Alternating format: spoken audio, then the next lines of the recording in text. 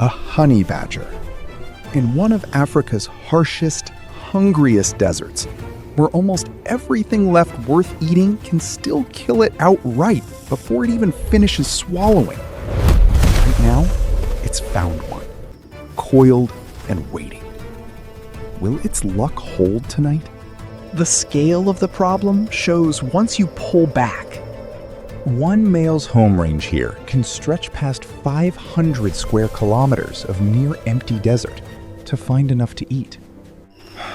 Cover that much ground, and you meet everything this desert offers. Safe meals and deadly ones alike. Only the honey badger seems willing to risk both, night after night. The sun is barely down, and already she's moving, nose low, claws already worrying at the first soft patch of ground she crosses. Cover ground like this every night, and the true scale of her world starts to show. A home range that can run past 500 square kilometers of near-empty desert. All of it hers to search alone. Out here, that scale is shared, in different ways, by everything that has learned to survive the same two problems. Too little food, too much heat. One nest, built by hundreds of sociable weavers working together, holds a temperature neither the desert's scorching noon nor its near-freezing midnight ever reaches alone. Some solve it by never needing to drink at all. A bat-eared fox stands utterly still, its oversized ears aimed at the ground, listening for termite colonies moving underground that almost nothing else out here can hear at all. Others solve it by building. She solves it, mostly, by being willing to eat what nothing else will touch. Being willing to eat anything means crossing paths with everything, including animals that would just as happily eat her.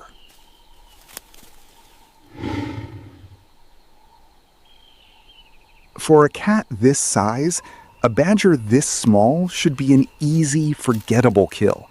The kind of meal that barely interrupts a nap.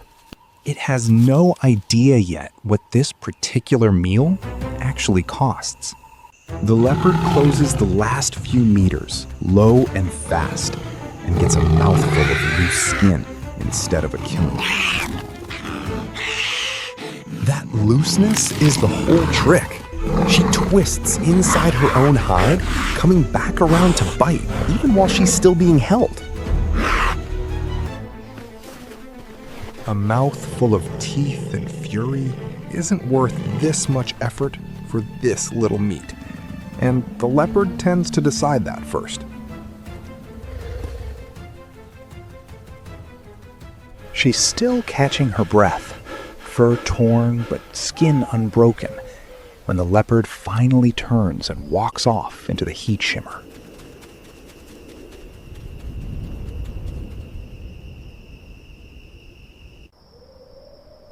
Winning that argument cost her nothing she can't spare, which is more than she can say for what's waiting a few nights from now, in a den she hasn't dug yet.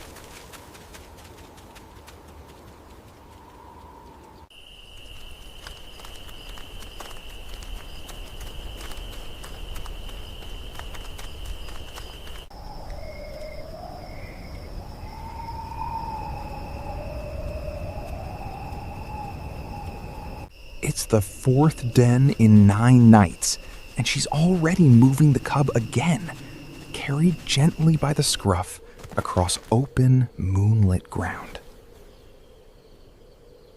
A predator that finds this burrow tonight finds everything she has. So she never lets any burrow matter that much for long. Motion, more than any hiding place, is what's actually kept this cub alive so far. A cub this young can't dig, can't fight, and can't be left alone for even a few minutes. Somewhere behind them, a black-backed jackal has picked up their trail, in no hurry at all. Jackals don't need to win a fight against her. They only need one unguarded moment near the cub. Tonight, she isn't planning on giving them one. She turns on the jackal before it's close enough to matter. All noise and bared teeth, and a body that suddenly looks much bigger than his. The jackal weighs the risk for about a second, decides it isn't worth it, and peels off into the dark. With the threat gone, the real work starts. She pins a scorpion under one paw, tail and all, and lets the cub close in only once the sting is no longer a danger. This is the part that actually takes 14 months to finish teaching. By dawn, the cub has eaten its first safe kill, and she's already scenting the air for the next den. Somewhere out past the last dune, though, an older hunger is starting to matter more than any scorpion ever could.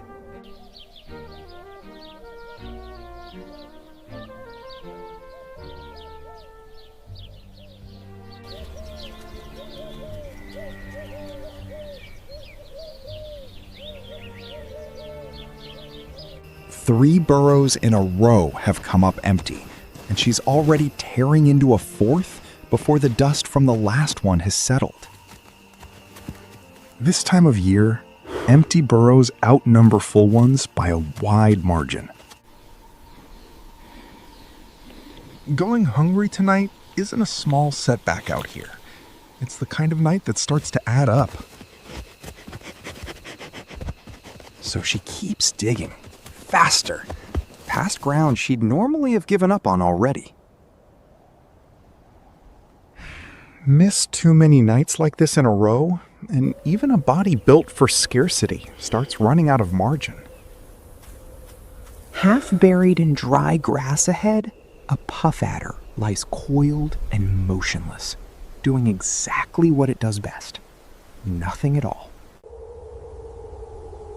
Its whole defense is being mistaken for a stick, a stone, a shadow, and it's responsible for more snake bites across Africa than any other species, precisely because that trick works. She's close enough now to smell it. Close enough that one wrong step ends the search early. She doesn't take a wrong step. She commits. Low, fast, and already past the point of stopping.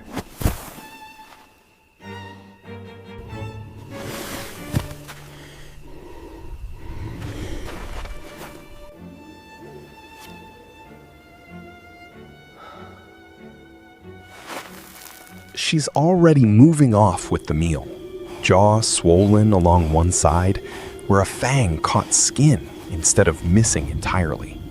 It's not the first bite she's carried away from, and the toxin already spreading through that swelling isn't a new problem for a body that seems built to absorb exactly this kind of risk.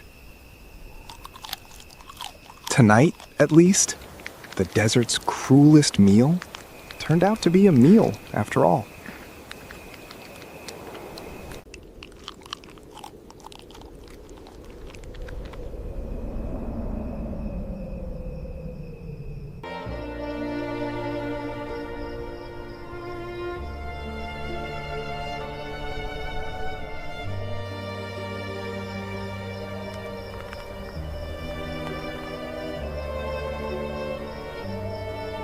Every jackal that has ever tried to steal a meal from her, and every gemsbok standing motionless in the same punishing heat, is answering some version of the same two problems she is.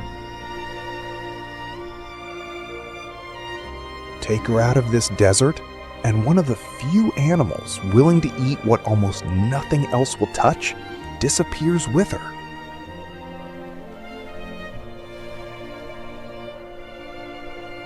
So, how does a small, thick-skinned hunter survive one of Africa's harshest, most food-scarce deserts? Not by avoiding what could kill it, by learning, meal after dangerous meal, exactly how much risk its body can absorb and still walk away. That's the whole answer. And tonight, once again, it was enough.